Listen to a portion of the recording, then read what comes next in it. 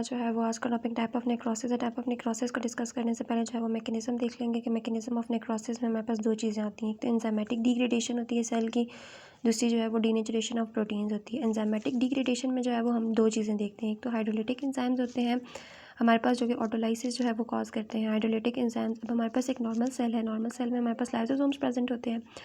Most of the sales में lysosome जो है वो प्रेजेंट होते हैं। लाइसोसोम, अब जब उसकी सेल इंजरी होती है, सेल जब इंजर होता है तो उसमें क्या होता है कि ये जो लाइसोसोम्स होते हैं ना, यहाँ से जो है वो जब सेल इंजर होगा तो लाइसोसोम्स अंदर से इंजर होंगे। जब वो इंजर होंगे तो उनके अंदर से जो है वो हमारे पास डाइजेस्टिव एंजाइम्स होते हैं, हाइड्रोलिटिक एंजाइम्स होते हैं लाइसोसोम्स के अंदर, वहाँ से वो जो है वो लीक आउट करते हैं। जब वो लीक आउट करके सेल के अंदर पहुँचेंगे तो वो सेल में जो है वो फिर ऑटोलाइसिस जो है वो कॉज करेंगे। वहाँ पर हमारे पास जो बाकी डिफरेंट ऑर्गेनेलीज प्रेजेंट होती हैं सेल के अंदर, उनकी जो है वो लाइसिस करा देंगे या फिर ऑटोफैगी करवा देंगे, ऑटोलाइसिस करवा देंगे। दूसरी हमारे पास होती है हाइड्रोलाइसिस। जब हमारे पास जो इन्फ्लेमेटरी जो हमारे पास सेल्स होते हैं ना, लाइक सेल इंजरी हो गई है, वहाँ पर हमारे पास क्या होता है WBCs जो है वो आ जाते हैं हमारे पास। न्यूट्रोफिल आगे, लिम्फोसाइट हो गए, सिनोफिल, बेसोफिल, सारे जो हैं that they are attracted toward that inflammatory site की तरफ आ जाते हैं, जो वाइट ब्लड सेल्स होते हैं। अब वहाँ पर जो लाइसिस करवाएंगे सेल के अंदर, दैट इज़ हेट्रोलाइसिस। जबकि जो लाइसोसोमल एंजाइम्स करवा रहे होंगे वो ऑटोलाइसिस होगी। हेट्रोलाइसिस जो है वो WBCs के इन्फ्लेमेटरी जो है वो सेल्स करवाएंगे।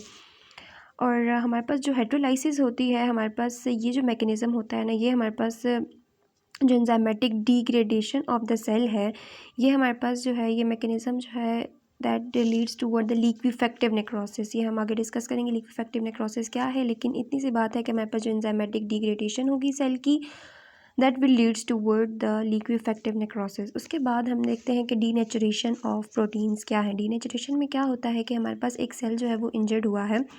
अब सेल के अंदर जो है हमारे पास स्ट्रक्चरल प्रोटीन्स होती हैं डिफरेंट, और हमारे पास जो है वो फंक्शनल प्रोटीन्स होती हैं। Structural protein obviously structure of the protein को मेंटेन कर रही, स्ट्रक्चर ऑफ द सेल को मेंटेन कर रही होंगी। जब स्ट्रक्चरल प्रोटीन जो है वो डैमेज होंगी तो स्ट्रक्चर ऑफ द सेल जो है वो डिस्ट्रॉय हो जाएगा।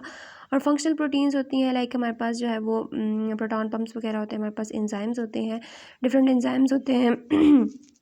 तो वो जब जो है वो क्या करेंगे, जब सेल की इंजरी होगी तो वो भी जो है वो डिसफंक्शन हो जाएंगी, और फंक्शनल जो है वो फंक्शन ऑफ द सेल को जो है वो क्या करेंगी, डिस्टर्ब करेंगी। और जो डीनेचरेशन ऑफ प्रोटीन है that leads toward the coagulative necrosis होती है।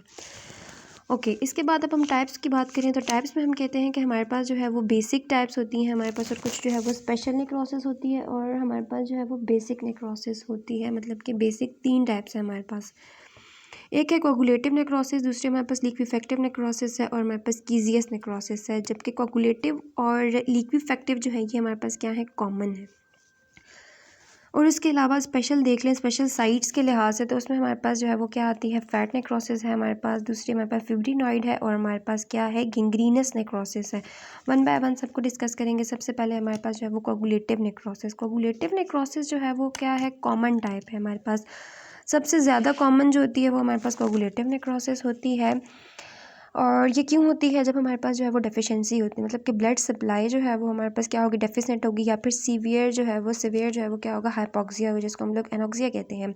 सीवियर हाइपोक्सिया या फिर ब्लड सप्लाई की कमी की वजह से हमारे पास क्या हो सकती है, हमारे पास जो है वो कोगुलेटिव नेक्रोसिस होती है। अब ये जो होगी, इसकी साइट क्या है, ये सॉलिड ऑर्गन्स में होगी ज़्यादा, लिवर में होगी, हार्ट में, किडनी में, स्प्लीन में, या फिर एड्रिनल ग्लैंड्स के अंदर जो है वो कौन सी नेक्रोसिस होगी, कोगुलेटिव नेक्रोसिस। ग्रॉस अपीयरेंस की बात करें तो हमारे पास जो सेल होगा ना वो कैसे नज़र आएगा हम लोगों को, लाइक ये जो है हमारे पास क्या है, ये नॉर्मल सेल है, ठीक है। इसके अंदर क्या होगा कि जो कोगुलेटिव नेक्रोसिस होगी उसका जो न्यूक्लियस होगा ना वो जो है डिस्ट्रॉय हो जाएगा, ठीक है। हमारे पास जो सेल है वहाँ पर हमारे पास इट्स डिवाइड ऑफ न्यूक्लियस, इसके पास जो है वो न्यूक्लियस नहीं होगा, लेकिन इसका जो स्ट्रक्चर है, मतलब इसकी जो मेम्ब्रेन है वो डिस्ट्रॉय नहीं होगी। इसकी स्ट्रक्चरल अपीयरेंस जो है वो वैसी ही रहेगी, लेकिन इसके अंदर से जो न्यूक्लियस है वो क्या हो जाएगा, डिस्ट्रॉय हो जाएगा। तो ग्रॉस अपीयरेंस अगर हम लोग देखेंगे तो हमें जो है वो फॉर्म नज़र आएगा सेल, उसकी जो है वो वॉल्यूम थोड़ा सा डिक्रीज होगा, मतलब वो श्रिंक हो जाएगा ना। हमारे पास जो न्यूक्लियस है अंदर से वो जो है वो डिस्ट्रॉय हो गया है, हमारे पास जो है वो पेल नज़र आएगा और हमें स्वेलिंग नज़र आएगी। अगर हम लोग माइक्रोस्कोप में देखेंगे, अंडर माइक्रोस्कोप हमें जो है उसकी स्ट्रक्चरल आउटलाइन जो है वो सेल की जो है वो प्रिजर्व नज़र आएगी, ठीक है। फॉर्म नज़र आएगा ना, प्रिजर्व नज़र आएगी, उसकी स्ट्रक्चरल आउटलाइन जो है वो मेंटेन रही है। और अगर हम लोग स्टेनिंग करेंगे तो स्टेनिंग पे हम लोगों का है वो एक पिंक जो है वो होमोजीनियस साइटोप्लाज्म जो है वो नज़र आएगा सेल के अंदर, लेकिन हमारे साइड न्यूक्लियस नज़र नहीं आएगा, हमें जो है वो पिंक होमोजीनियस साइटोप्लाज्म नज़र आएगा ऑन स्टेनिंग।